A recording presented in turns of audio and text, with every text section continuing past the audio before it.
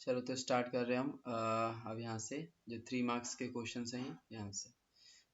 देखो जरा इम्पोर्टेंट है ये सब क्वेश्चंस, और इस टाइप के क्वेश्चंस कई बार पूछे जाते हैं। जैसे ये 23rd जो है, इस 23rd को अगर ध्यान दोगे तो ये कौन से चैप्टर का है? ये हमारे पास इलेक्ट्रोमैग्नेटिक वेव चैप्टर का है। ठीक है, क्या कह रहा है इसमें? Depict the variation of electric and magnetic fields in an electromagnetic wave as it propagates along Z axis. क्या बोल रहे हैं यहाँ पे कि variation of electric field magnetic field जो है in an electric magnetic wave as it propagates along Z axis. मतलब जो हमारे पास इलेक्ट्रोमैग्नेटिक वेव होता है वो क्या होता है बेसिकली? वो एक कॉम्पोजिशन है चेंजिंग इलेक्ट्रिक फील्ड और चेंजिंग मैग्नेटिक फील्ड का, यानी वेरिंग इलेक्ट्रिक और वेरिंग मैग्नेटिक फील्ड का। ठीक है, और इसमें जो डायरेक्शन ऑफ प्रोपिगेशन है, मतलब वेव के चलने की जो डायरेक्शन है वो कौन सी डायरेक्शन है? वो है एक्स एक्सिस, यानी एक्स डायरेक्शन है। ओके, और इसमें क्या कह रहा है ये कि in a plane electromagnetic wave in free space the electric field oscillates sinusoidally at a frequency of this at a frequency of 1.5 into 10 की पावर 10 हर्ट्ज। तो इसने हमें यहाँ पे क्या दे रखा है? यहाँ पर हमें इसने दे रखा है फ्रीक्वेंसी। ठीक है, विद एम्पलीट्यूड एम्पलीट्यूड डैश। अब ये एम्पलीट्यूड किसका है? मैग्नेटिक फील्ड का है कि इलेक्ट्रिक फील्ड का है? बताओ जरा, क्या पता ये किसका मैग्नेटिक एम्पलीट्यूड दे रखा है? इलेक्ट्रिक फील्ड की मैग्नेटिक फील्ड का? 36 वोल्ट पर मीटर।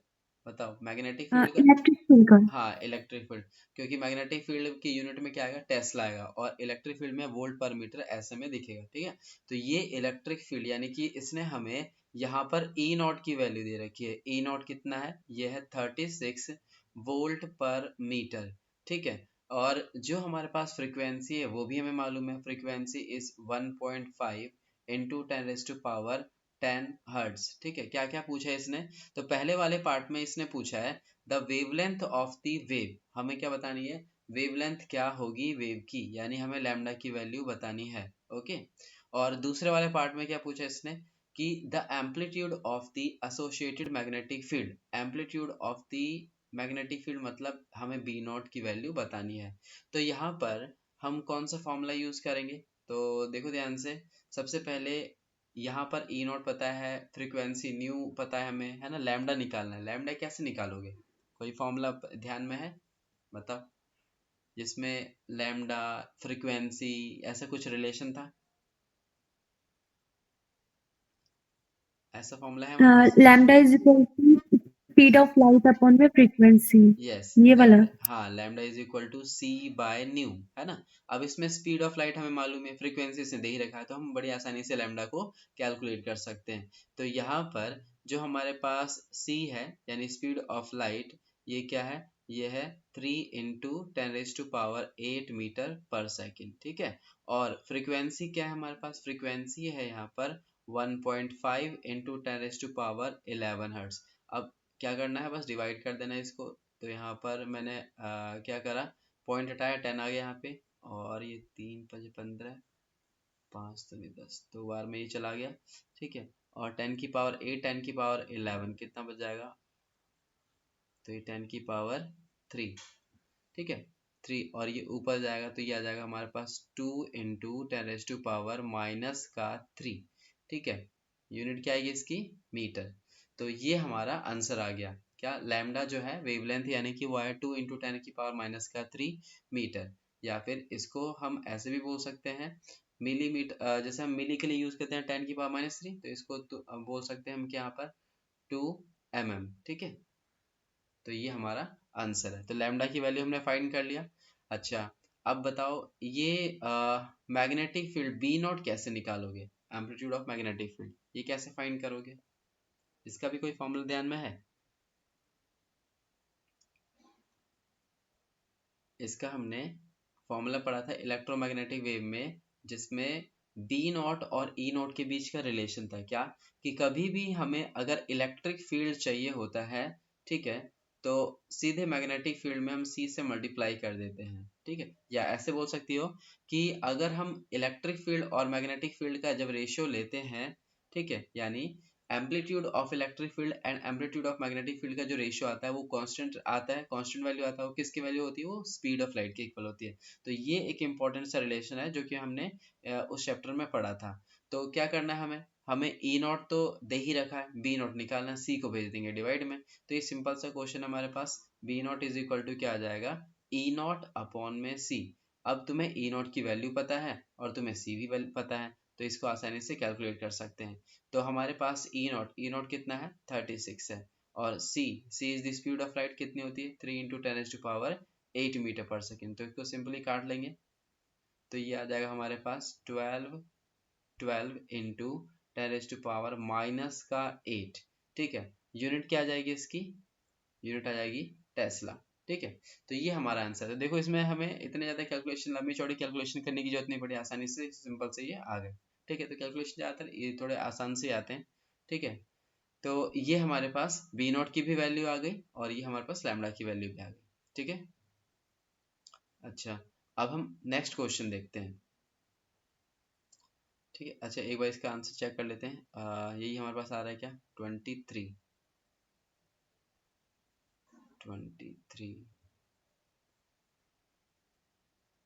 ये रहा, lambda is equal to C by new.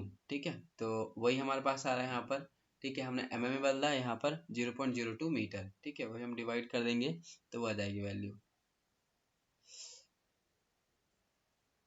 अच्छा, और ये हमारे पास क्या है, बी नोट की वैल्यू आ गई। ठीक है,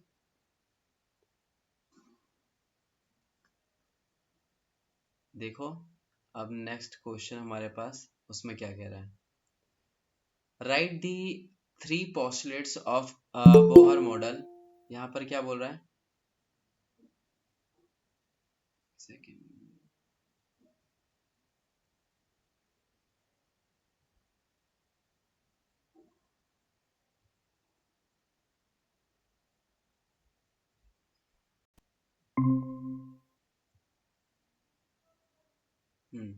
देखो जरा, तो ये जो हमारे पास 24th क्वेश्चन है, इसमें क्या क्या रखा है कि write the 3 postulates of Bohr model of hydrogen atom, show that in this model the frequency of revolution of an electron in its nth orbit is proportional to 1/n³। ठीक है, इसने क्या बोला यहाँ पर कि जो frequency of revolution of an electron है उसके nth ऑर्बिट में वो प्रोपोर्शनल है किसके, 1/n³ के। ठीक है, तो ये हमें यहाँ पर प्रूव करना है, कैसे प्रूव करेंगे, तो उससे पहले ये वाला, ये जो हमारे पास है state, right 3 postulates of Bohr's model. तो 3 postulates कौन से थे, याद है क्या, 3 postulates ऑफ बोहर्स मॉडल क्या थे, आर्यन, मानसी।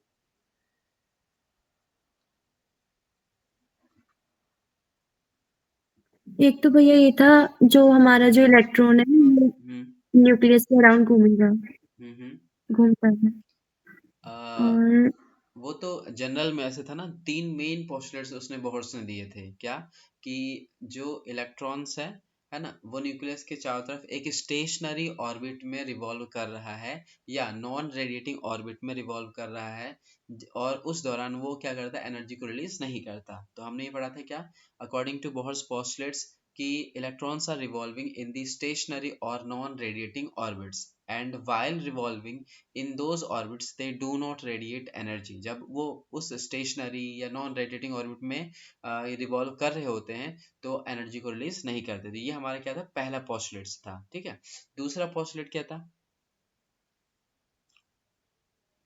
दूसरा पोस्टुलेट बताओ क्या था, कि एनर्जी कब रिलीज करेंगे वो,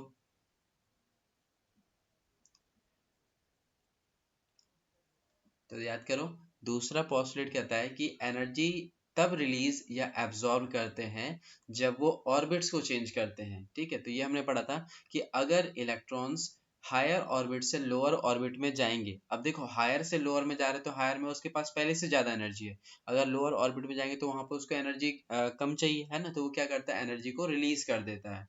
लेकिन अगर लोअर से हायर में जाएगा तो उसको अब एनर्जी एब्जॉर्ब करनी होगी ताकि वो हायर ऑर्बिट में रह सके। तो यहाँ पर क्या बताया था कि इलेक्ट्रॉन्स एनर्जी कब रिलीज या एब्जॉर्ब करते हैं? सो electrons radiate energy while going from higher energy orbit to the lower energy orbit and absorb energy when going from lower energy orbit to the higher energy orbit। ठीक है, तो ये दूसरा postulate था। तीसरा पोस्टलेट क्या था? तो तीसरा पोस्टलेट जो मेन पोस्टलेट है इसका, वो बताता है कि कौन से ऑर्बिट्स पॉसिबल हैं। ठीक है, so only according to third postulates of Bohr's model only those orbits are possible whose angular momentum, याद रखना जरा, whose angular momentum का फॉर्मूला क्या था? mvr, whose angular momentum is integral multiple of, integral मतलब n, integral multiple of h upon 2 पाई। ठीक है, तो ये हमारे पास था कि सिर्फ वही ऑर्बिटल या ऑर्बिट्स पॉसिबल हैं जो इंटीग्रल मल्टीपल होंगे किसके? h अपॉन में 2 पाई के। तो देखो ध्यान से, इसका जो सॉल्यूशन यहाँ पे कर रखा है उसको यहाँ पर एक बार देखते हैं।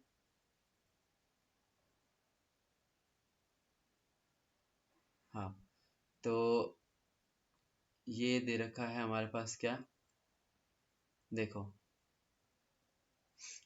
Bohr's postulates: an electron in an atom could revolve in certain stable orbit या stationary orbit या non radiating orbit without the emission of radiant energy। ठीक है, अच्छा, और क्या बोला उन्होंने कि electron revolves around the nucleus only in those orbits for which the angular momentum is integral multiple of h upon में 2 पाई, यानी mvr is equal to, क्या था हमारे पास, mvr is equal to nh upon में 2 पाई। तो ये फॉर्मूला ध्यान रखना, इंपॉर्टेंट है।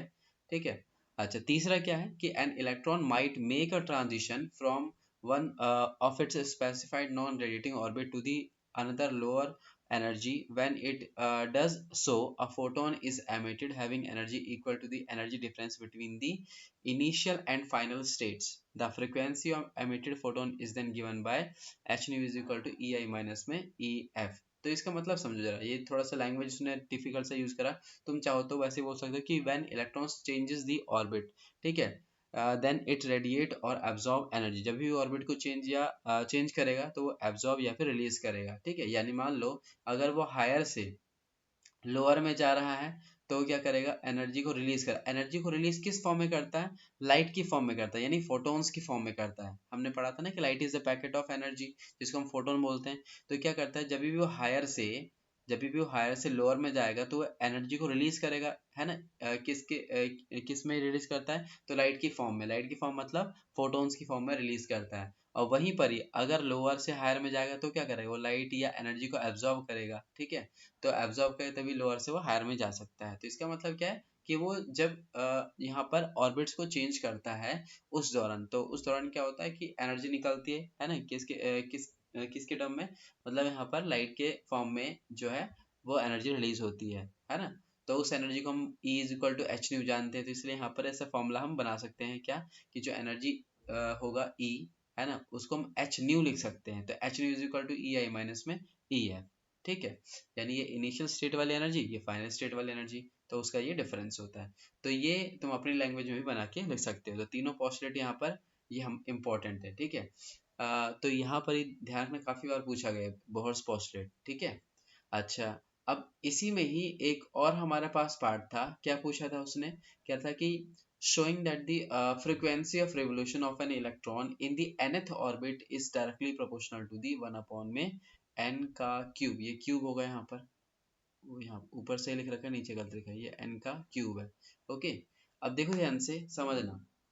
सबसे पहले तो मैं अगर बात करता हूँ यहाँ पर कि इलेक्ट्रॉन जो है ना, इलेक्ट्रॉन जो है वो किसी ऑर्बिट में अगर रिवॉल्व करेगा, ठीक है, तो यहाँ पर हम एक राउंड की बात करते हैं, मतलब एक कंप्लीट साइकिल में लिया गया जो टाइम होता है उसको हम टाइम पीरियड टी बोल रहे थे। ठीक है, और एक कंप्लीट साइकिल में वो जो डिस्टेंस कवर करता है वो कितना होता है?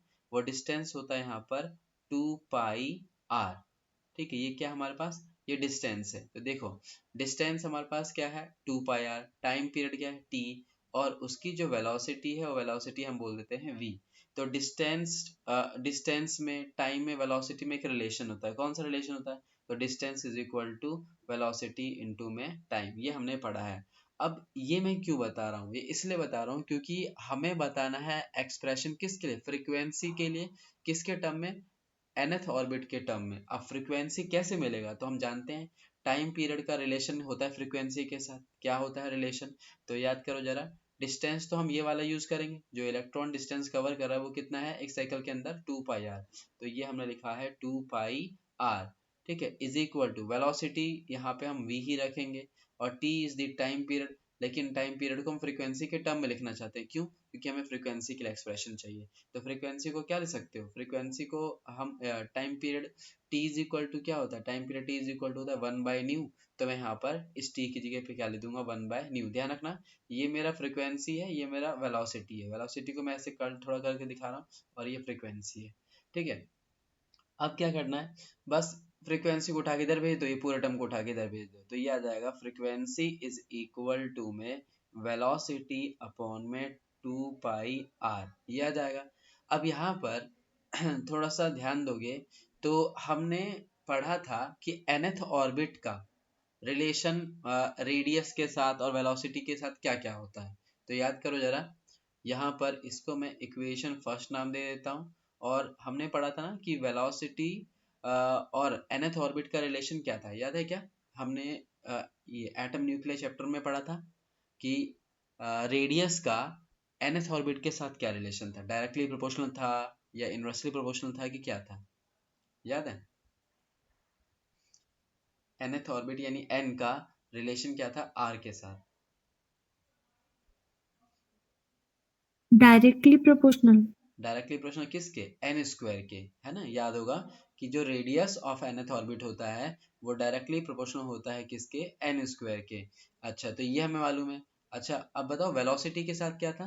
वेलोसिटी के साथ relation, velocity of nth orbit क्या था? डायरेक्टली प्रोपोर्शनल था, इनवर्सली था कि क्या था?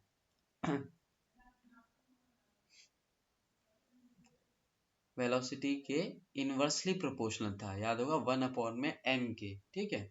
और एनर्जी का भी याद रखो, एनर्जी का क्या होता है? En is inversely proportional to the 1/n का स्क्वायर, जिसमें हमने एनर्जी का एक फॉर्मूला, बहुत ही इंपॉर्टेंट फॉर्मूला है, एमसीक्यू क्वेश्चन आते हैं वहां से, माइनस का 13.6 इलेक्ट्रॉन वोल्ट अपॉन में n का स्क्वायर, ये हमने यूज किया था। तो एनर्जी का n के साथ, रेडियस का n के साथ, वेलोसिटी का n के साथ ये रिलेशन तुम्हें मालूम रहना चाहिए।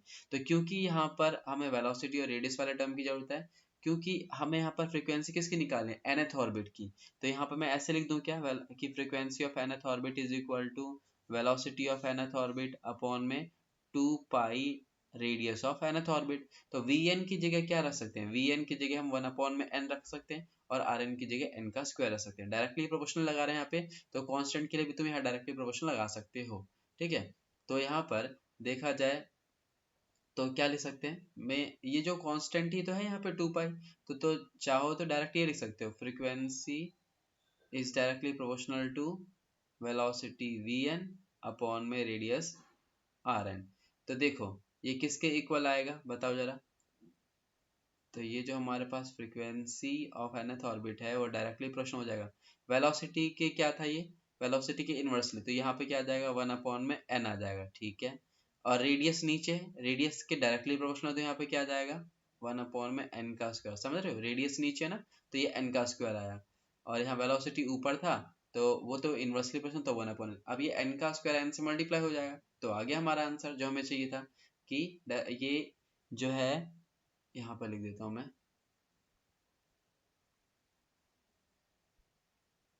Frequency of nth orbit is 1/n में n का क्यूब। तो ये हमारा आंसर आ गया, ठीक है, कि फ्रीक्वेंसी ऑफ nth ऑर्बिट जो है वो क्या है, यहाँ पर इनवर्सली प्रोपोर्शनल है n क्यूब के। तो यही हमें यहाँ पर प्रूव भी करना था।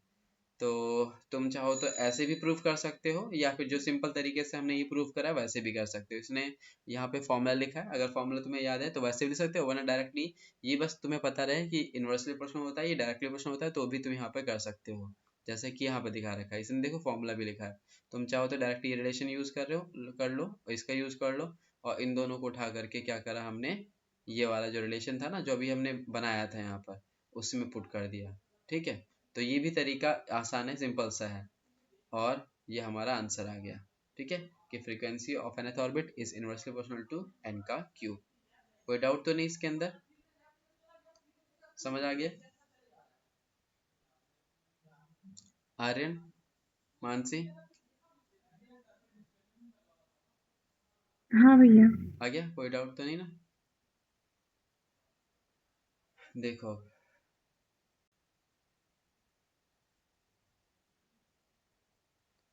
अब हमारे पास नेक्स्ट क्वेश्चन है। नेक्स्ट क्वेश्चन में क्या कह रहा है, तो इसको यहाँ पर समझो। तो ये हमारा 23, 24 भी हो गया। अब 25 देखो, 25 में क्या बोल रहा है, ये भी अच्छा क्वेश्चन है। क्या रखा है कि a 20 microfarad capacitor is connected to a 220 volt.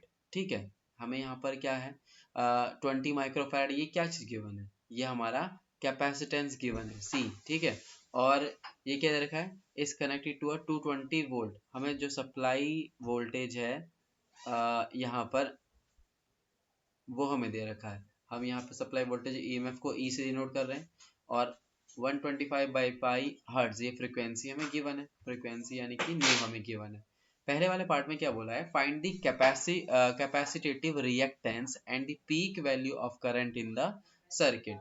ठीक है, तो यहाँ पर हमें क्या फाइंड करना है, हमें यहाँ पर कैपेसिटेटिव रिएक्टेंस फाइंड करना है। कैपेसिटेटिव रिएक्टेंस क्या होता है, याद है क्या? कैपेसिटेटिव रिएक्टेंस, जिसको हम एक्सी को बोलते हैं। एक्सेस सी से डिनोट करते थे। हाँ, यानी effective resistance offered by the capacitor, उसी को क्या बोल देते हैं हम, कैपेसिटिव रिएक्टेंस। और एक था हमारा इंडक्टिव रिएक्टेंस। इंडक्टिव रिएक्टेंस क्या होता है, effective resistance offered by the inductor, जिसको हम एक्सएल से डिनोट कर देते हैं। अच्छा, यहाँ पर एक्सी का फॉर्मूला याद है क्या? एक्सी का फॉर्मूला क्या था, बताओ, एक्सी का फॉर्मूला क्या था? 1/ओमेगा सी। ठीक है, और जो हमारा एक्सएल होता है वो क्या होता है, वो सीधे ओमेगा एल था। और ओमेगा को हम बोलते हैं 2 पाई न्यू, याद होगा ओमेगा को क्या बोलते हैं, 2 पाई न्यू। तो क्या करोगे, इस ओमेगा की जगह 2 पाई न्यू रख दोगे, तो ये आ जाएगा एक्सी इज इक्वल टू 1 में 2 पाई न्यू सी। ठीक है, तो देखो ध्यान से, उसने बोला कैपेसिटिव रिएक्टेंस बताओ, सी हमें पता है, फ्रीक्वेंसी हमें पता है, फटाफट पुट करेंगे आंसर निकालेंगे। तो यहाँ पे एक आंसर तो ऐसे ही आ गया, 1/2 पाई वैसे रखो। फ्रीक्वेंसी कितना है, फ्रीक्वेंसी ये दे रखा है 125/पाई, तो 125/पाई चला जाएगा ऊपर, और कैपेसिटेंस सी हमें गिवन है कितना है, 20 माइक्रो। माइक्रो के लिए क्या लगाते हैं, माइक्रो के लिए लगाते हैं 10⁻⁻⁶। ठीक है, अब पाई से पाई कैंसिल हो जाएगा यहाँ पे, और यहाँ पर ये हमारा क्या है, 125 है ना, 125। तो इसको हम सॉल्व कर लेंगे, और सॉल्व करने के बाद हमारा आंसर आ जाएगा। ठीक है, तो ये कैलकुलेशन वगैरह इसको आसानी से कर सकते हो। तो यहाँ पे मैं भी सॉल्यूशन पे तुम्हें दिखाता हूँ, ठीक है, ताकि टाइम हमारा बचे। तो यहाँ पर ये देखो, सिंपल है। हमने यहाँ पर क्या निकालना है, कैपेसिटिव रिएक्टेंस। कैपेसिटिव रिएक्टेंस का फॉर्मूला क्या लिखा है, तो X is equal to 1/2 pi nu C. ये वेलोसिटी नहीं, ध्यान रखना frequency, 2 pi nu C. Frequency पता है, सारी वैल्यू पुट करके कैलकुलेट कर लिया हमने, और कैलकुलेट करने पे कितना आया हमारे पास, 200 ओम। यूनिट याद रखना, ये हमारा एक टाइप का रेजिस्टेंस ही है, तो इसीलिए हम यहाँ पे यूनिट ओम लगाएंगे, तो 200 ओम। ये हमारे पास आ गया आंसर। अच्छा, अब यहाँ पे एक और चीज पूछ रहा है कि पीक वैल्यू ऑफ करंट बताओ। पीक वैल्यू ऑफ करंट कैसे बता सकते हैं, पीक वैल्यू ऑफ करंट मतलब मैक्सिमम वैल्यू ऑफ करंट, ये चीज ध्यान रखना। अब यहाँ पर जो हमारे पास आ, जो हमारे पास ये गिवन था ई, है ना, जिसको हम यहाँ पर ई बोल रहे थे, या वी नॉट बोल सकते हो, है ना, वी नॉट नहीं, ये E R M S, E R M S कह लो या वी आर एम एस कह लो, ये हमें गिवन था, कितना था ये, ये 220 वोल्ट ये हमें गिवन था, है ना। अब ये ERMS और हमें इसने पूछा पूछा क्या है, peak value of current, peak value यानी मैक्सिमम वैल्यू ऑफ करंट। तो हमने ERMS के बीच में और पीक वैल्यू ऑफ ये EMF के बीच में, करंट के बीच में रिलेशन पढ़ रखा है। क्या है वो रिलेशन, तो देखो ध्यान से। सबसे पहले तो यहाँ पर हमने पढ़ा था ERMS और जो हमारा E0 है उसमें क्या रिलेशन। RMS के लिए मैं यहाँ पे ERMS लिख देता हूँ। तो ERMS हमारे पास क्या होता है, ERMS होता है हमारे पास E0 अपॉन में √2। याद रखना, अगर यही करंट के लिए होता तो क्या होता है, करंट के लिए में IRMS is equal to I0 upon में √2 हो जाता है। ठीक है, और क्योंकि यहाँ पे वोल्टेज की बात करें तो ये हमारे पास जो कैलकुलेटेड वैल्यूज होती हैं वो सब डिवाइस से हम मेजर करके जो देते हैं वो सारे ERMS और या IRMS होते हैं। ठीक है, तो इसने हमें ERMS की वैल्यू दे रखी है 220 है। हमें क्या फाइंड करना है, पहले E0 फाइंड करना है। E0 अगर मिल जाए तो I0 निकालेंगे। तो E0 कैसे मिलेगा, इसको इससे मल्टीप्लाई कर दोगे। तो यहाँ पर E0 इज इक्वल टू क्या आ जाएगा, √2 टाइम्स ऑफ ERMS। और ERMS कितना है, 220 है। तो ये आ जाएगा हमारे पास 220 √2। तो ये E0 आ गया, और E0 की वैल्यू तुम्हें मालूम ही है क्या होती है, सॉरी √2 की वैल्यू पता ही क्या होती है, 1.41। ठीक है, और √3 भी याद रखो 1.73। तो ये दो वैल्यूज याद रखना, ठीक है, काफी ज्यादा ये काम आएगा। तो √2 की वैल्यू चाहो तो तुम यहाँ रख के कैलकुलेट कर सकते हो। अब क्या करना है, हमें चाहिए क्या, हमें चाहिए यहाँ पे I0। कैसे मिलेगा, I0 इज इक्वल टू आ जाएगा E0 by R. R is the resistance, कौन सा रेजिस्टेंस, कैपेसिटिव रिएक्टेंस। ठीक है, तो यहाँ पे हम वो XC जो दे रखा है वो लिखेंगे। ठीक है, तो E0 कितना है, E0 हमारा है 220 √2 जो कि यहाँ पे हमने लिखा, और XC हम निकाल चुके हैं, कितना है वो है 200, 200 है। तो इसको बस सिंप्लीफाई कर लेते हैं, तो ये आ जाएगा हमारे पास 11 में। तो ये 1.1, तो 1.1 इंटू में √2, √2 की वैल्यू रख सकते हो, क्या होती है 1.41। ठीक है, और इसको मल्टीप्लाई करके ये हमारे पास कैलकुलेट कर लेंगे। तो ये लगभग लगभग कितना आ रहा है, ये आ रहा है 1.6 एम्पियर। ठीक है, जो कि यहाँ पर शो कर रखा है। तो ये हमारा आंसर आ गया। ओके, तो सिंपल था। यहाँ पे इस टाइप के क्वेश्चंस काफी बार आ जाते हैं और इनको प्रैक्टिस करके जाना बढ़िया से। अच्छा, अगला क्या है, finding change in capacitive reactance and current. ठीक है, तो finding change in capacitive reactance and current, अब इसमें क्या पूछा था क्वेश्चन में, आधा पार्ट वो देख लेते हैं एक बार फटाफट से, फिर आते हैं यहाँ पर।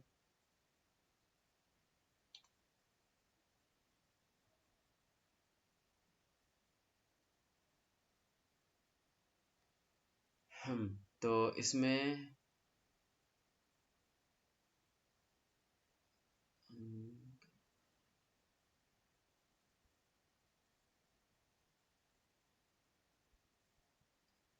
देखो दूसरा वाला पार्ट है, इसमें क्या बोल रखा है, if the frequency of AC source is double. क्या कर रहे हैं हम, फ्रीक्वेंसी को डबल कर रहे हैं। तो ये चीज ध्यान रखना, फ्रीक्वेंसी जो है उसको हम डबल कर रहे हैं। तो यहाँ पर पहले था हमारे पास न्यू, है ना। अब जो नया न्यू डैश होगा वो क्या हो जाएगा, डबल हो जाएगा, यानी 2 न्यू हो गया। तो फ्रीक्वेंसी को हमने क्या है, double. by what factor will the capacitive reactance and the current be current be changed, है ना। यानी कैपेसिटिव रिएक्टेंस और करंट पर क्या फर्क पड़ेगा वो हमें बताना है। ठीक है, कैसे बताएंगे, तो सिंपल है ये भी, अभी हमने पढ़ा था relation XC is equal to क्या होता है 2πμc। अगर यहाँ पर हम ये जो फ्रीक्वेंसी है उसको डबल कर देंगे, तो देख सकते हो अगर फ्रीक्वेंसी डबल हो गया तो क्या हो जाएगा, रेजिस्टेंस यहाँ पे हो जाएगा हाफ। समझ सकते हो यहाँ पर, जैसे अगर हम इसको इस न्यू की जगह 2 न्यू डाल देंगे तो 2 को आगे ले लेंगे हम, तो वो क्या हो जाएगा, वो हो जाएगा सीधे हाफ, आधा हो जाएगा। तो इसका मतलब क्या है, capacitive reactance will decrease by half. और इसमें रेजिस्टेंस अगर डिक्रीज करेगा हाफ से तो करंट पे क्या फर्क पड़ेगा। तो यहाँ पर देख सकते हो करंट का फॉर्मूला भी लिखा था हमने, क्या था वो, E0 बाय XC। ठीक है, तो अगर ये हाफ हो गया तो वो करंट क्या हो जाएगा, डबल हो जाएगा यहाँ पे। तो वही हमें यहाँ पर बताना है। तो देखो इसका आंसर क्या लिखा पड़ा है इसने,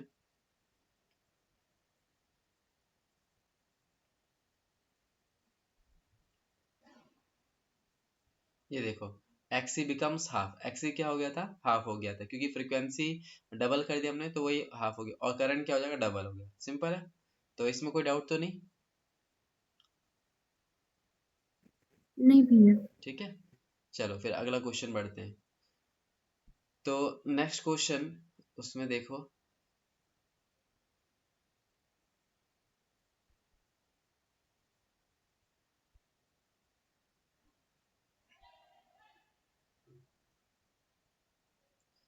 अब नेक्स्ट क्वेश्चन में क्या बोल रखा है, इसका और वाला पार्ट है ये, ठीक है। और वाले पार्ट में यहाँ पे दे रखा है कि एन इलेक्ट्रॉन, अब उस इलेक्ट्रॉन का मास हमें गिवन है ना, 9 × 10⁻⁻⁻⁻। देखो 9.1 हम लेते हैं, लेकिन इसने कैलकुलेशन को इजी बनाने के लिए सीधे 9 ले रखा है, तो जो इसमें वैल्यू दे रखा है वही हम यूज करेंगे, ठीक है। So an electron mass 9 × 10⁻31 kg and charge 1.6 × 10⁻19 coulomb is moving in a circle with a speed of this, यानी उसने हमें इलेक्ट्रॉन की स्पीड दे रखी है। इलेक्ट्रॉन की स्पीड क्या है यहाँ पर, तो ये है 3.2 × 10⁻7 मीटर पर second in a magnetic field of this, और ये क्या है, मैग्नेटिक फील्ड दे रखा है परपेंडिकुलर टू इट, ठीक है। यानी मान लो जैसे मैग्नेटिक फील्ड हमारा ऐसा है, इस टाइप का है, तो इलेक्ट्रॉन क्या होता है, इस टाइप का घूम रहा है, ठीक है, परपेंडिकुलरली घूम रहा है, यानी सर्कल ऐसा उसके ऐसे परपेंडिकुलर मैग्नेटिक फील्ड डाला है। फिर क्या बोल रहा है कि the radius of this circular path, हमें क्या फाइंड करना है यहाँ पर, radius of circular path, it's frequency of rotation, frequency of rotation मतलब न्यू की वैल्यू, इट्स एनर्जी, हमें क्या फाइंड करना है यहाँ पर, एनर्जी। तो ये तीन वैल्यूज निकालनी है, क्या, रेडियस निकालना है हमें सर्कुलर पाथ का, फ्रीक्वेंसी निकालनी है और एनर्जी निकालनी है। क्या क्या चाहिए पता में, मास of electron, charge of electron, velocity of electron और मैग्नेटिक फील्ड। तो मैग्नेटिक फील्ड और वेलोसिटी, इसके लिए हमें कोई रिलेशन मालूम है क्या, और ये रेडियस ऑफ सर्कुलर पाथ कैसे फाइंड करेंगे ये चीज। तो ध्यान देना, किसी भी मैग्नेटिक फील्ड के अंदर अगर जैसे परपेंडिकुलर मैग्नेटिक फील्ड है, उसके अंदर अगर वो इलेक्ट्रॉन सर्कुलर पाथ में रिवॉल्व कर रहा है, तो इसका मतलब क्या है कि कहीं ना कहीं यहाँ पर ये सर्कुलर पाथ में मूव कर रहा है, तो इस पे सेंट्रीपिटल फोर्स लग रहा है। सेंट्रीपिटल फोर्स काम कर रहा है इसके ऊपर, और ये मैग्नेटिक फील्ड में रखा है, तो मैग्नेटिक फील्ड में वो जो इलेक्ट्रॉन है, इलेक्ट्रॉन एक चार्ज पार्टिकल है, तो मैग्नेटिक फील्ड में किसी भी चार्ज पार्टिकल पे लगने वाला फोर्स भी हम जानते हैं, है ना। क्या होता है वो, तो मैग्नेटिक फील्ड में लगने वाला जो फोर्स होता है उसको हम जानते हैं Q V B sine theta, याद होगा क्या बोलते हैं हम इसको, Q V B sine theta, और साइन थीटा कितना है यहाँ पे 90, है ना। चार्ज पार्टिकल कैसा पाथ ट्रेवल कर रहा है, सर्कुलर, तो इस सर्कल और सर्कल का एरिया और जो ये इलेक्ट्रिक फील्ड है ना, आप देख सकते हो इन यहाँ पर ये कितना एंगल बना रहा है, मतलब ये जो चार्ज पार्टिकल मूव कर रहा है तो उसमें 90 बना रहा है, तो साइन 90, और साइन 90 कितना हमारा 1 होता है। सेंट्रीपिटल फोर्स का फॉर्मूला याद है क्या, सेंट्रीपिटल फोर्स का फॉर्मूला क्या होता है, mv² हाँ वेरी गुड, mv² में r। अब ये वेलोसिटी एक हम काट सकते हैं, काट दिया हमने, हमें क्या चाहिए, हमें चाहिए रेडियस, किसका, सर्कुलर पाथ का, तो रेडियस तो दिख ही रहा है हमें, तो रेडियस को उठा के इधर भेज दो, साइन 91 होता है, q और b को नीचे भेज देंगे, तो यहाँ पर हमें जो मिलेगी value r is equal to वट, r इधर गया, क्यू बी को नीचे भेज देंगे, तो r की वैल्यू आ जाएगी mv/qb। तो ध्यान देना, m क्या है, मास ऑफ इलेक्ट्रॉन, v क्या है, वेलोसिटी ऑफ इलेक्ट्रॉन, पता है हमें, ये रहा मास हमारे पास, ये रहा वेलोसिटी, q क्या है, चार्ज, चार्ज ऑन इलेक्ट्रॉन, ये भी हमें मालूम है, ये रहा, ठीक है। b क्या है, मैग्नेटिक फील्ड, ये भी हमें पता है, तो चारों की चारों वैल्यूज पता है, इसमें पुट करोगे और यहाँ से r की वैल्यू मिल जाएगी, ठीक है। अब r की वैल्यू मिल जाएगी, यहाँ से हम फ्रीक्वेंसी पे कैसे पहुंचेंगे, फ्रीक्वेंसी के लिए वही चीज याद रखो कि सर्कुलर पाथ में एक सर्कल मतलब कंप्लीट करने में लिया गया टाइम पीरियड टी हमें पता है, डिस्टेंस हमें पता है, वेलोसिटी वी है, तो वही फॉर्मूला याद करो, कौन सा, distance D is equal to velocity into में टाइम, ठीक है।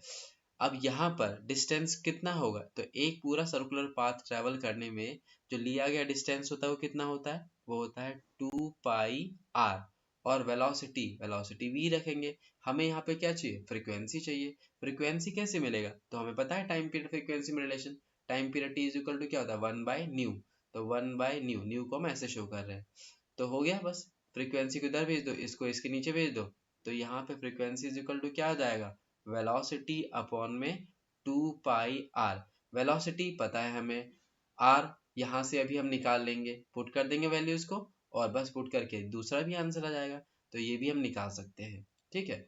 एनर्जी कैसे निकालोगे ये बताओ, ये एनर्जी कैसे आएगी, तो एनर्जी का फॉर्मूला हमें मालूम है, अगर वो सर्कुलर पाथ में कि मूव कर रहा है तो उसके पास कौन सी एनर्जी यहाँ पे काइनेटिक एनर्जी है ना, मोशन की वजह से।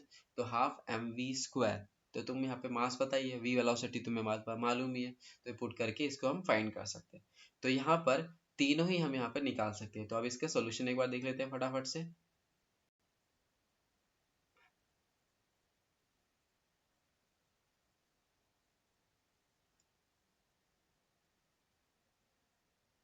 ये देखो, इसने डायरेक्ट लिखा है तो वो मैंने वहां पे समझाया, ठीक है। तो आर इज इक्वल टू क्या था हम पे, एम वी अपॉन में Q B. M mass of electron, V velocity of electron, Q is the charge and B is the magnetic field. Solve करा तो ये हमारे पास आ गया 0.4 मीटर। वेलोसिटी फ्रीक्वेंसी हमें कैसे निकालेंगे, तो ये मैंने फॉर्मूला बता दिया यहाँ पे, ठीक है। Frequency is equal to velocity upon में 2 पाई आर, पता है वेलोसिटी पता है, इसके अंदर पुट करेंगे और ये भी हमारा आंसर आ जाएगा, ठीक है। तो सिंपल है, आसान है, इजी है यहाँ पे।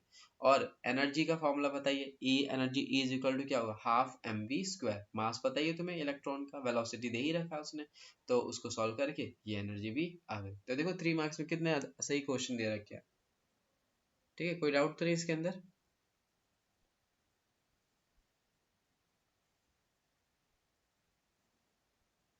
कोई डाउट तो नहीं मानसी, आर्यन? नहीं भैया। ठीक है, तो अब नेक्स्ट क्वेश्चन देखते हैं। अगले क्वेश्चन में क्या क्या रखा है, तो देखो नेक्स्ट क्वेश्चन में क्या रखा है कि define binding energy of a nucleus. अब बाइंडिंग एनर्जी क्या होती है, ठीक है, वो हमें बताना है यहाँ पर, ठीक है। An unstable nucleus has a mass number A is equal to 240 and binding energy पर मास नंबर, ठीक है। ये मास नंबर ए को क्या बोलते हैं, mass number. Binding energy per nucleon भी बोलते से, या बाइंडिंग एनर्जी पर मास नंबर, ठीक है। इस 7.6 mega electron volt, it splits into 2 fragments, ठीक है। यानी कि ये टूट गया, स्प्लिट हो गया, किसमें, दो लाइटर न्यूक्लियर में। Each of A is equal to 120, है ना, यानी उसका जो मास नंबर है वो 120 हो गया। बाइंडिंग एनर्जी कितना हो गया, 8.5 mega electron volt. Calculate the energy released, हमें क्या निकालना है, हमें बताना है यहाँ पे एनर्जी कितनी रिलीज हुई है वो चीज, ठीक है। तो यहाँ पर समझना, सबसे पहले ये बाइंडिंग एनर्जी ऑफ न्यूक्लियस क्या होती है, तो याद होगा ये बाइंडिंग एनर्जी की डेफिनेशन जो याद रखना, ठीक है। Binding energy is defined is that much amount of energy to separate the nucleons at infinite distance, ठीक है। तो बाइंडिंग एनर्जी क्या होती है, बाइंडिंग एनर्जी वो अमाउंट ऑफ एनर्जी होती है जो कि न्यूक्लियॉन्स को इनफाइनाइट डिस्टेंस पर सेपरेट करने के लिए हम जो है एनर्जी लगाते हैं। अब इसका क्या मतलब है, तो सुनो ध्यान से। न्यूक्लियॉन्स क्या होते हैं, न्यूक्लियॉन्स होते हैं प्रोटॉन्स और न्यूट्रॉन्स। तो न्यूक्लियस के अंदर कौन बैठे हुए होते हैं, न्यूक्लियॉन्स के अंदर प्रोटॉन्स न्यूट्रॉन्स ही होते हैं, या प्रोटॉन प्रोटॉन बैठे होते हैं, ठीक है, या न्यूट्रॉन न्यूट्रॉन होते हैं यहाँ पे। अब यहाँ पर इन ये शॉर्ट रेंज में, मतलब न्यूक्लियस के अंदर इतने कॉम्पैक्ट जगह में ये इतने टाइटली बाउंड क्यों होते हैं, कैसे बने, तो बाइंडिंग एनर्जी की हेल्प से। अब बाइंडिंग एनर्जी कैसे कैलकुलेट करो, कि ये जो न्यूक्लियस है हमारे पास, इस न्यूक्लियस की बाइंडिंग एनर्जी मान लो एग्जांपल के लिए मैंने कहा 10 जूल है या 20 जूल है, ठीक है।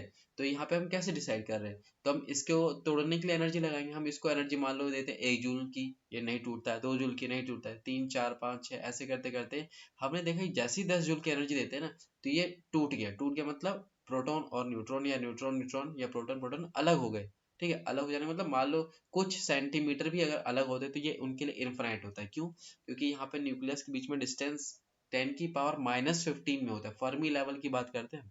तो यहाँ पर इनके बीच का डिस्टेंस बहुत कम होता है, अगर इनको 1 सेंटीमीटर भी दूर करते हो ना, तो इसके लिए वो डिस्टेंस इनफाइनाइट माना जाता है। 1 मीटर भी अगर दूर करो तो बहुत इनफाइनाइट माना जाता है, ठीक है। तो इसका मतलब क्या है कि प्रोटॉन प्रोटॉन या न्यूट्रॉन न्यूट्रॉन या प्रोटॉन न्यूट्रॉन, यानी न्यूक्लियॉन्स, कॉमन नाम कौन सा है, न्यूक्लियॉन्स। न्यूक्लियॉन्स को इनफाइनाइट डिस्टेंस पर सेपरेट करने के लिए जो एनर्जी दी, जैसे मैंने कहा 10 जूल पर ये टूट गए, अलग हो गए एकदम से, ठीक है। तो वो जो अमाउंट ऑफ एनर्जी थी वही उसकी क्या कहलाती है, बाइंडिंग एनर्जी। तो कैसे डिफाइन करेंगे, binding energy is that much amount of energy that is used to separate the nucleons at infinite distance, ठीक है। तो ये इस तरह से तुम डिफाइन कर सकते हो, अदरवाइज यहाँ पर और भी लैंग्वेज में तुम वैसे बना सकते हो। तो इन्होंने यहाँ पर किस तरह से लिखा है, ये भी इसको भी देखते हैं इनके सॉल्यूशन में। ये देखो, बाइंडिंग एनर्जी क्या है? Energy release in bringing all the nucleons of a nucleus together to form a nucleus. अब देखो इन्होंने दूसरा तरीका यूज कर रखा है यहाँ पे, जैसे हम ये दूसरा, अच्छा दोनों यहाँ बता रखे हैं क्या, यहाँ पर energy required to separate the nucleons from nucleus, nucleus से न्यूक्लियॉन्स को अलग करने में जो एनर्जी लगेगी उसी को क्या बोलते हैं? Binding energy. ठीक है, तो यहाँ पर इस तरह से उन्होंने बताया। ओके, अच्छा अब यहाँ पर क्या है कि हाँ, ये इसी को इस लैंग्वेज में ही बोल सकते हैं, energy release to bringing all the nucleons of a nucleus together to form a nucleus, यानी कि न्यूक्लियॉन्स को इनफिनाइट से उठा करके न्यूक्लियस पर रखने के लिए जो अमाउंट ऑफ एनर्जी लगी उसको भी हम यहाँ पे बाइंडिंग एनर्जी बोल सकते हैं। तो सबसे आसान वाला यही है एक तरह से। ठीक है, ये बहुत मतलब टाइम तक याद भी रहता है, तो ये इसे याद रख लेना। ठीक है, तो इसको हम यहाँ पर डेफिनेशन बना के लिखेंगे। अच्छा, हमें क्या निकालनी थी? एक और चीज, एनर्जी रिलीज, एनर्जी रिलीज भी निकालनी थी। अच्छा, एनर्जी रिलीज कैसे निकालेंगे? तो सबसे पहले क्या है कि जो हमारे पास एक्स वाला एटम था वो टूटा, है ना। अब उसका एटॉमिक नंबर कितना था? एटॉमिक यानी एक हैवी न्यूक्लियस लाइटर न्यूक्लियस में टूट गया। कितने लाइटर न्यूक्लियस? 2 लाइटर न्यूक्लियस थे। ठीक है, तो उसमें टूट गया, तो कैसे करेंगे? तो जो हैवी का एनर्जी था, है ना, और जो 2 हमारे लाइटर टूटे उनकी जो एनर्जी था उनका बस सेपरेशन कर दो, तो एनर्जी रिलीज का मालूम चल जाएगा। तो कैसे निकालेंगे? बहुत ही सिंपल है। हमें उसका क्या दे रखा है? हमें उसका मास नंबर दे रखा है 240 है, एनर्जी रिलीज 7.6, तो टोटल जो एनर्जी बाइंडिंग एनर्जी होगी एक्स की, वो कैसे निकालेंगे? सीधे 240 इंटू में 7.6 कर देना। ठीक है, तो यहाँ पर ये टू मल्टीप्लाई क्यों किया? ध्यान देना जरा, ये जो हमारे पास 7.6 था ना, वो क्या था हमारे पास? वो हमारे पास था एनर्जी पर न्यूक्लियॉन। ठीक है, यानी एक न्यूक्लियॉन के लिए, और हमें जो न्यूक्लियस दे रखे वो कितने? 240, तो इसीलिए इससे मल्टीप्लाई करना है 240 इंटू में 7.6। तो ये क्या आएगा? ये आएगा हमारे पास कि जो हमारा हैवी न्यूक्लियस था उसकी जो टोटल एनर्जी थी, बाइंडिंग एनर्जी, वो इतनी थी। ठीक है, और जो टूटने के बाद कितने कंपोनेंट में बने ये? तो ये जो हमारा एक हैवी था, है ना, उसके पास टोटल एनर्जी हम पे कितनी है? 1824 मेगा इलेक्ट्रॉन वोल्ट। ये 2 लाइटर न्यूक्लियर में टूट गया था, है ना, और इनकी एनर्जी, अब 2 लाइटर न्यूक्लियर में टूटा है तो इक्वल एनर्जी के साथ, मतलब वो टूटा है यहाँ पे बता रखा उसने, है ना। तो यहाँ पर उसका जो टूटा उसकी उसका मास नंबर 120, इसका भी 120 है, और एनर्जी क्या? 8.5, तो बस मल्टीप्लाई कर देंगे इसको इससे, तो ये आ गया। यानी इसकी भी एनर्जी कितनी है? 1020, और इसकी भी 1020 है। तो टोटल क्या हो जाएगा? तो दोनों को ऐड कर लेंगे, या ये कह लो यहाँ पर ऐसे लिख सकते हो कि 2 times of binding energy of Y, इसको हमने क्या नाम दे रखा है यहाँ पे? वाई, ये वाई है और ये हमारा एक्स है। ठीक है, तो इस तरह से क्या करा? 2 टाइम्स ऑफ ये 1020 माइनस में एक्स की जो एनर्जी था, तो इसे सेपरेशन कर देंगे और ये आंसर आ गया। ठीक है, इसमें कोई डाउट तो नहीं, या इसको और बताओ डिटेल में? ये आ गया समझ आ में? गया भाई। आ गया ना? ठीक है, हाँ हाँ। चलो बढ़िया। अब तो इस तरह से ही कर सकते हैं, सिंपल से क्वेश्चन इसमें से आते हैं, ऐसे कोई टफ नहीं आता है। यहाँ पे देख सकते हो, ये सब प्रीवियस ईयर से क्वेश्चन है, इनको प्रैक्टिस जरूर करना है। अब हमारा नेक्स्ट क्वेश्चन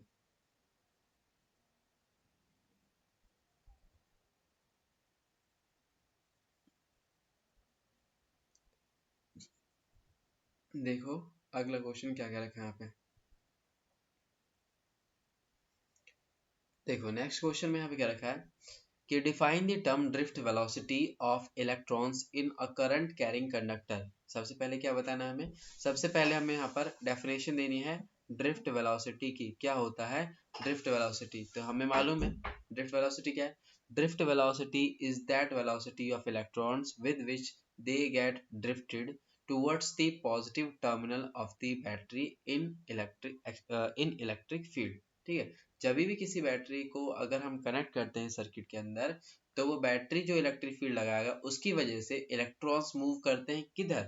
पॉजिटिव टर्मिनल्स की तरफ, पॉजिटिव प्लेट्स की तरफ। तो इस ड्रिफ्ट को, है ना, यानी इलेक्ट्रॉन्स के इस ड्रिफ्ट को हम क्या बोलते हैं? ड्रिफ्ट वेलोसिटी, यानी कि वो वेलोसिटी इलेक्ट्रॉन्स की जिसकी हेल्प से वो पॉजिटिव प्लेट की तरफ खींचे चले आते हैं, उस वेलोसिटी को क्या बोलते हैं हम? Drift velocity. ठीक है, तो ये सिंपल है, ये हमने पढ़ भी रखा है। फिर क्या बोल रहा है यहाँ पे? Derive in its term the expression for current flowing through the conductor. हमें क्या बताना है यहाँ पर? एक्सप्रेशन बताना है करंट का। ठीक है, कंडक्टर में, तो ये हमने एक रिलेशन मतलब डिराइव भी कर रखा है, आई इज इक्वल टू क्या होता है, N A E V D, ठीक है, I is equal to N A E V D. तो एन क्या है यहाँ पे number density, A is the area of cross section, E क्या है charge on electron, and V D is the drift velocity, and I is the current. तो ये relation हमें मालूम ही है, इस रिलेशन का हम यहाँ पे यूज कर मतलब डेरिवेशन जो करेंगे और इसको फाइंड कर सकते हैं, ठीक है। सिंपल से डेरिवेशन कर रखा हमने पहले से, तो ये आसान से क्वेश्चन है, ठीक है। तो ये मेरे हिसाब से कर लोगे, कोई डाउट तो नहीं इसमें, हो जाएगा मानसी, आर्यन, हाँ भैया। ठीक है। चलो तो ये सिंपल है, आसान है। अब हमारे पास एक लास्ट क्वेश्चन ये रह गया यहाँ पे, ठीक है। तो इसको भी यहाँ पे करते हैं, 3 मार्क्स के फिर सारे खत्म हो जाएंगे। क्या बोल रखा है इसने, a rectangular loop 4 centimetre into 5 centimetre of wire carrying current of 0.25 ampere is placed in magnetic field this, ठीक है। हमें क्या दे रखा है, वो रेक्टेंगुलर लूप का एरिया गिवन है, उसमें जो फ्लो कर रहा है करंट वो हमें गिवन है, ठीक है। Is placed in a magnetic field B, और इसको हमने किस मैग्नेटिक फील्ड में रख रखा है, ये हमारे पास मैग्नेटिक फील्ड है। Such that the outward unit vector normal to the plane of the loop is this, ठीक है। कैलकुलेट, हमें क्या कैलकुलेट निकालना है, यहाँ पे मैग्नेटिक मोमेंट निकालना है ऑफ द लूप, ठीक है, and the torque, torque acting on the loop. तो देखो ध्यान से, यहाँ पर हमने मैग्नेटिक मोमेंट का फॉर्मूला पढ़ रखा था, ठीक है, तो वो हम यूज करने वाले हैं, और टॉर्क का भी हमने पढ़ा है। ये किस चैप्टर का है, तो याद होगा मैटर एंड मैग्नेटिज्म, वो जो हमने किया है उसी का है। तो पहले मैं तुम्हें यहाँ पर इसके सॉल्यूशन पे दिखाता हूँ।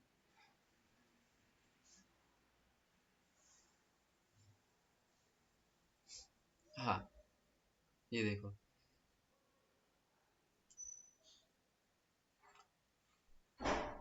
मैग्नेटिक मोमेंट है ना, तो मैग्नेटिक मोमेंट जो हमारे पास था, ये जैसे कि मान लिया हमारे पास ना कोई कॉइल है, ठीक है, ये हमारा क्या है, एक सर्कुलर कॉइल है, ये रेक्टेंगुलर कॉइल भी बना सकते हो, कैसे बना सकते हो, ये मान लिया रेक्टेंगुलर कॉइल है, इसमें ऐसे हम वायर्स और भी लगा सकते हैं। अब ये जो हमारे पास कॉइल है, इस कॉइल में करंट मान लो आई फ्लो करा रहे हैं। अब करंट फ्लो करने की वजह से ये क्या करेगा, ये मैग्नेटिक फील्ड क्रिएट करेगा, है ना। वो मैग्नेटिक फील्ड जो क्रिएट करेगा, तो उससे क्या होगा, इसके दो पोल्स बन जाते हैं, है ना, इस साइड में एक पोल बनेगा, इस साइड में कोई पोल बनेगा, ठीक है। इस पोल की स्ट्रेंथ को दिखाता है कौन, मैग्नेटिक यहाँ पर मोमेंट, या कह लो मैग्नेटिक फील्ड की स्ट्रेंथ को बताता है कौन है यहाँ पे, मैग्नेटिक फील्ड की स्ट्रेंथ को यहाँ पर बताता है हमारा ये मैग्नेटिक मोमेंट। अब मैग्नेटिक फील्ड की स्ट्रेंथ को बताने के लिए हम मैग्नेटिक मोमेंट का कौन सा फॉर्मूला यूज करते हैं, तो देखो इसमें एरिया और करंट इन दोनों का बहुत इंपॉर्टेंट रोल होता है, ठीक है। यहाँ पर एरिया जितना हम ज्यादा रखते हैं और करंट जितना स्ट्रॉन्ग रखते हैं, उससे मैग्नेटिक मोमेंट की स्ट्रेंथ बढ़ती है, यानी मैग्नेटिक फील्ड की स्ट्रेंथ बढ़ती है। तो वो क्या होता है, एम इज इक्वल टू में आई इंटू में ए, ठीक है। अब आई क्या इसमें करंट है, ठीक है, and A is the area, तो हमें ये मालूम ही है, ठीक है। करंट इसमें कितना दे रखा है हमें, करंट इसमें हमें दे रखा है 0.25 एम्पियर, ठीक है। एरिया, एरिया कैसे निकालोगे, तो वहां पर हमें उसके साइड गिवन थे, है ना, देख सकते हैं यहाँ पर, मैं दोबारा दिखाता हूँ यहाँ पे,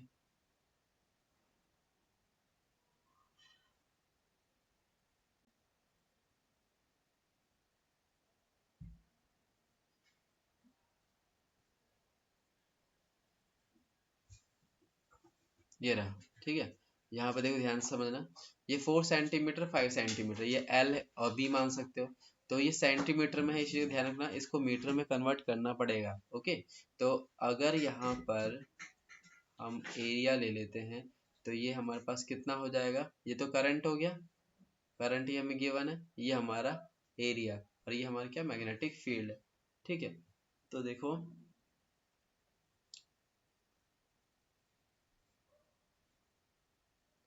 ये हमारे पास ना यूनिट वेक्टर दे रखा है, यूनिट वेक्टर मतलब एन कैप बोल सकते हो यहाँ पे, ये एन कैप की वैल्यू गिवन है।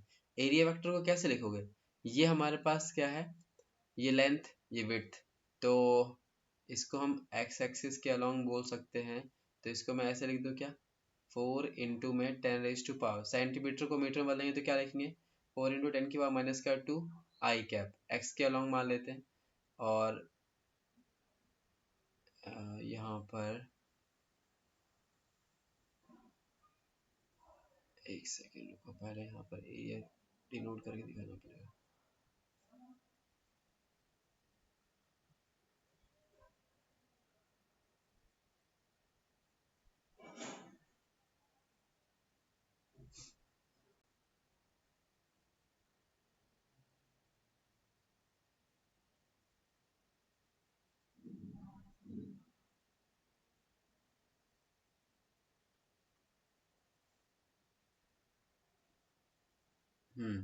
ये देखो, ये जो हमारे पास है ये एरिया इस स्क्वायर ये रेक्टेंगुलर शेप का है हमारे पास।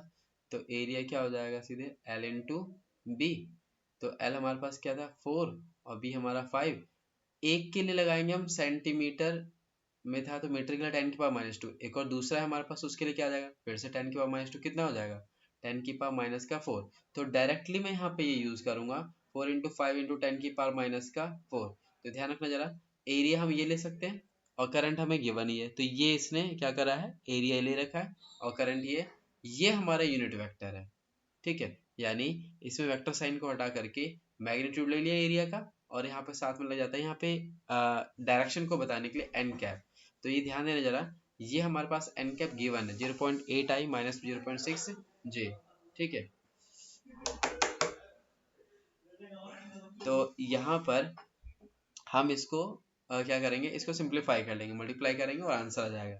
तो ये यहाँ पर ये चीज समझ आया, यहाँ पे ध्यान देना, ये इंपॉर्टेंट है, इसमें कंफ्यूज हो जाओगे क्या, कि सबसे पहले जो हमारा मैग्नेटिक मोमेंट होता है वो होता है करंट इनटू में एरिया वेक्टर। अब ये जो हमारे पास एरिया वेक्टर है, इसी एरिया वेक्टर को हम ऐसे भी ले सकते हैं, जरा ध्यान देना इस चीज को। ठीक है, इसमें बहुत कंफ्यूजन होगा नहीं तो। अगर हमारे पास ए का मैग्नीट्यूड है ए, है ना, और इसमें उसका डायरेक्शन को डिनोट करने के लिए हम क्या लगाते हैं, यूनिट वेक्टर। तो ये किसके इक्वल होता है, ये हमारा ए वेक्टर के इक्वल होता है। ठीक है, ये कैसा आ गया, तो ये ए शो कर रहा है यहाँ पर क्या, मैग्नीट्यूड को, और ये एन कैप क्या शो कर रहा है, डायरेक्शन को। तो मैग्नीट्यूड और डायरेक्शन दोनों मिलकर के हमें क्या देगा, यहाँ पर एरिया वेक्टर देगा। ओके, तो इसीलिए यहाँ पे क्या करा है इसने, जैसे ही ए वेक्टर को खोला तो यहाँ पे क्या लिखा, ए का मैग्नीट्यूड और इनटू में एन का कैप, या एन कैप डायरेक्शन के लिए, क्योंकि इसने अलग से हमें यूनिट वेक्टर दे रखा है, तो इसीलिए हमने वहां पर क्या करा, एन कैप की वैल्यू रखी, और यहाँ पर एरिया ये रहा।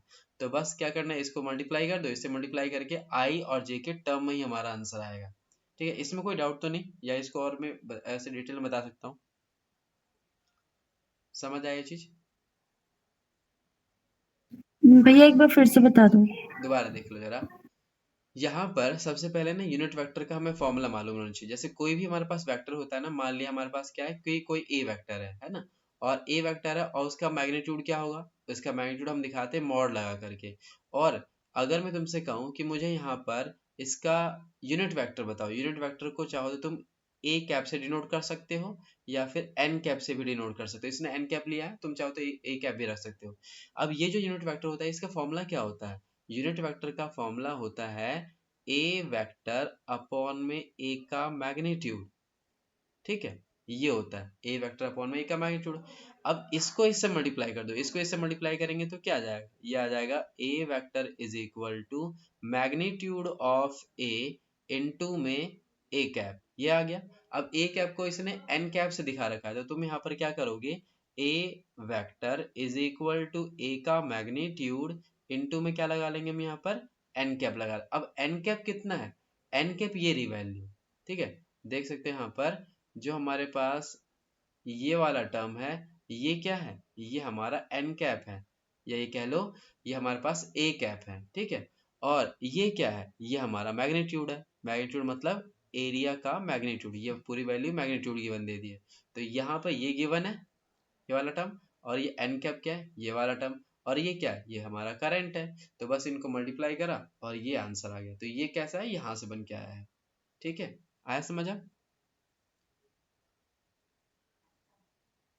हाँ भैया। अच्छा, अब दूसरा देखो, इसमें एक पार्ट है कि हमें टॉर्क निकाला। अब टॉर्क कैसे निकालेंगे, तो याद होगा मैग्नेटिक मोमेंट जब दे रखा होता है तो हम कैसे निकालते हैं टॉर्क, सिंपल है, मैग्नेटिक मोमेंट का क्रॉस प्रोडक्ट करते हैं बी के साथ। ठीक है, बी के यहाँ पे मैग्नेटिक फील्ड है, तो एम क्रॉस में बी कर देंगे। तो एम कितना आया था, एम हमारे पास ये आया था, बी क्या है, मैग्नेटिक फील्ड हमें गिवन है, मैग्नेटिक फील्ड कितना है, ये रहा। ठीक है। तो बस इसको इससे मल्टीप्लाई करना। अब मल्टीप्लाई जब करोगे तो ये ध्यान रखना क्रॉस प्रोडक्ट कैसे करते हैं। क्रॉस प्रोडक्ट में याद होगा, बताया था मैंने कि आई क्रॉस जे क्या देता है, आई क्रॉस जे देता है के, जे क्रॉस के क्या देता है आई, और के क्रॉस आई ये क्या देगा जे। अगर इसको उल्टा कर देते हैं माइनस का आ जाएगा साइन, ठीक है, यहाँ इसको उल्टा करेंगे माइनस का आ जाएगा साइन। अच्छा, और अगर सेम सेम वाले आ गए तो उनका जीरो, यानी आई क्रॉस आई क्या होता है जीरो, जे क्रॉस जे जीरो, के क्रॉस के जीरो। तो यहाँ पर वही करना है, या तो तुम डिटरमिनेंट वाले तरीके से भी कर सकते हो, तो ये वाला आसान तरीका है।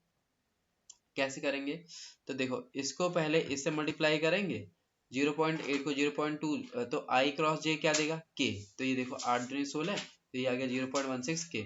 अब आई वाले को के साथ करेंगे तो क्या आ जाएगा, अब आई के से यहाँ पे के आई होना चाहिए, तो ये माइनस का जे देगा, तो ये देखो माइनस का जे आया है, ठीक है, ये इसके टर्म में, यानी इसको उठाया इससे मल्टीप्लाई किया। अब जे वाले को जे से करेंगे तो क्या आ जाएगा जीरो, तो जे वाला जीरो इससे लिखेंगे नहीं। अब जे वाले को के से करेंगे तो क्या आएगा, जे और के करोगे तो आई आएगा, तो ये आ गया हम पे आई वाला, ठीक है, तो इसको ऐसे लिखा है। तो ये मल्टीप्लीकेशन में कोई दिक्कत तो नहीं, वरना इसको बताऊं थोड़ा डिटेल में। ये मल्टीप्लीकेशन में कोई दिक्कत तो नहीं, मानसी, आर्यन? भैया एक बार बता दो। बता दूं, देखो ध्यान से समझना इस चीज को।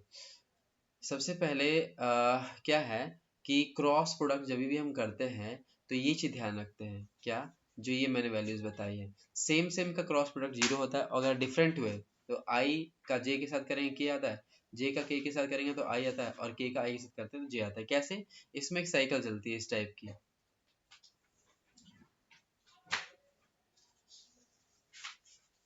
यहाँ पर ये आई रहेगा, ये जे रहेगा, और ये हमारे पास के रहेगा, ठीक है। तो ये हम ऐसे चलते हैं इस तरह से। अगर आई का जे के साथ करोगे तो के देगा, जे का के साथ करेंगे तो आई देगा, के का आई के साथ करोगे तो जे देगा। लेकिन उल्टा अगर चलाएंगे ना, जे का आई के साथ, तो ये माइनस का वन देगा। तो यहाँ देखो, अगर मैं उल्टा कर देता है जे का आई के साथ तो ये माइनस का के देता, ठीक है, या के जे का करते तो ये माइनस का आई देता। तो इसी डायरेक्शन में चलेंगे तो प्लस का देगा, और उल्टा चलेंगे तो माइनस का देगा। अब यहाँ पे मल्टीप्लाई कैसे कर रहे हैं तो जरा ध्यान से समझना। सबसे पहले ये, इसको तो मैंने बाहर ही रख लिया यहाँ पे, ठीक है, ये बाहर ही हमने रखा है। और अब क्या कर रहे हैं हम यहाँ पर, अब हम यहाँ पर सबसे पहले इसको उठा रहे हैं, 0.8 आई को इन दोनों से करने वाले हैं, इससे भी और इससे भी। तो 0.8 आई को हम इससे करेंगे तो देखो क्या आएगा, ये 0.8 को 0.2 से करो तो ये 8 दूनी 16 आ जाएगा, 8 दूनी 16 और 2 के बाद पॉइंट लगेगा तो 0.16 आ गया। अब आई को जे के साथ करेंगे तो क्या आएगा बताओ, आई को जे के साथ करेंगे तो के आएगा। तो यहाँ पे इसको जब इससे मल्टीप्लाई किया देखो के लिखा गया यहाँ पे, ठीक है, ये 0.8 आई का क्रॉस करा हमने 0.2 जे के साथ, तो ये आ गया 8 दूनी 16, तो 2 के बाद पॉइंट, और आई जे क्या दे देगा, के कैप दे देगा। अब इसी 0.8 आई को किससे मल्टीप्लाई करेंगे, इससे करेंगे मल्टीप्लाई, तो 0.8 और 0.5 को मल्टीप्लाई करो तो 8 पंजे 40, तो ये आ जाएगा हम पे क्या, यहाँ पे आ जाएगा 0.40, ठीक है। अब बताओ आई का किसके साथ कर रहे हैं, के साथ। अब ये आई पहले है उसके बाद के है, तो आई और के। अब यहाँ देखो जरा, अब ये तो के आई होना चाहिए, ये तो उल्टा आ रहा है ना, यहाँ साइकिल में भी देख सकते हो कि यहाँ पर क्या आ रहा है, आई के, आई से के जा रहे हैं, आई से के जा रहे हैं तो उल्टे जा रहे हैं ना, तो ये माइनस का क्या देगा जे। तो यहाँ पर देखो, हम यहाँ पर के क्रॉस आई करते तो जे आता, लेकिन अगर उल्टा कर दे तो माइनस का जे आया, तो यहाँ पे क्या लगाऊंगा मैं, यहाँ लगाऊंगा माइनस का जे, और इस माइनस को उसने आगे कर दिया, तो इसीलिए यहाँ पे माइनस का 0.4 जे लिखा है, ठीक है। ये चीज समझ आया जो मैंने यहाँ पे करा। हाँ भैया।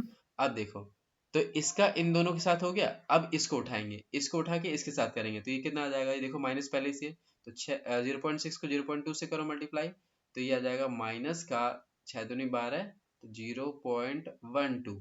अब जे का जे के साथ करेंगे तो क्या है, अब जे का जे के साथ यानी कि सेम वाला है, तो उसका क्या होता है जीरो, तो वो हमने लिखा ही नहीं, तो इसने लिख के दिखाया ही नहीं, तो ये जीरो वाला टर्म खत्म हो जाएगा, तो उसने शो ही नहीं करा है।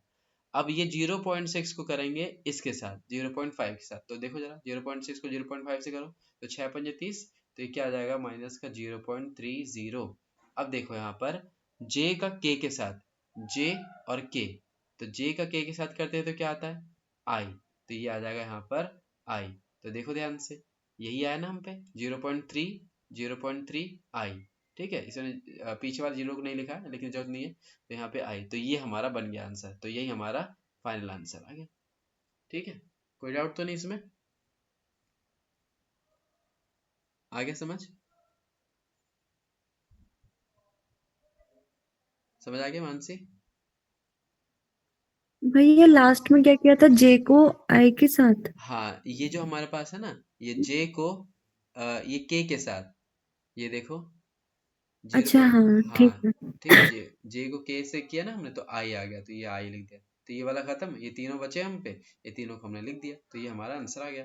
ओके, चलो तो फिर यहीं तक रखते हैं। तो इसमें माइनस का साइन कैसे मतलब आगे?